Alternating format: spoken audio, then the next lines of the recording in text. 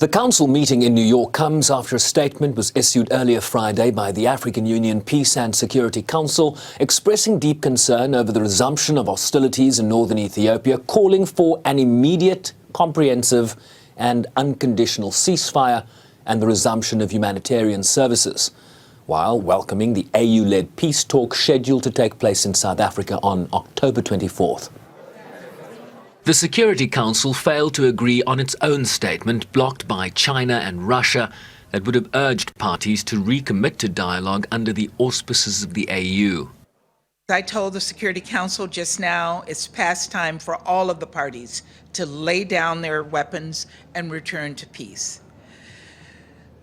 It is past time for a cessation of hostilities and for unhindered humanitarian access to all those in need. And it is past time for your Eritrean defense forces to halt their joint military offensive and for Ethiopia to ask Eritrea to withdraw its soldiers from northern Ethiopia.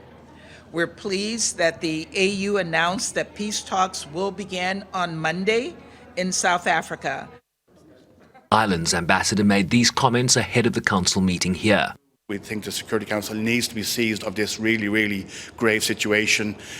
So to hear from the African Union, to hear from OCHA is really important, and then to drive on and absolutely support the African Union process. I think we had a private meeting a few weeks back, and every member state on the Security Council fully backed the African Union process.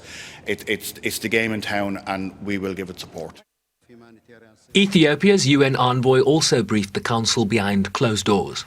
I also explained to the Council the development that led to the defensive measures taken by the government. In this regard, I explained the legitimacy and practical need for the reinstatement of control to locations and critical infrastructure in the Tigray region. We also explained to Council members to need to approach the matter from a principled point of view, in that the government of Ethiopia and security forces can station and operate from any part of the country, including Tigray. UN! Act now! Act now! While a small pro-Tigrayan group of protesters outside the UN are calling for sanctions against the Ethiopian government. November 4th marks 2 years that Tigray has been under siege. We are protesting today to call the UN to R2P, which is the responsibility to protect. There is roughly 7 million Tigrayan civilians in the northernmost part of Ethiopia who are currently under a complete blackout. Again, we are reaching 2 years. Myself and everyone, almost everyone here has family there. Personally, I haven't been able to speak to my dad in over a year and a half.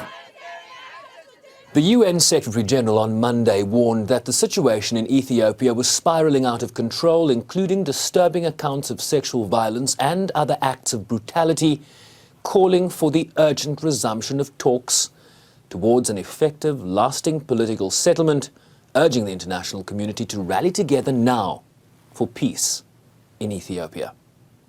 Sherwin Bryceby's SABC News, New York.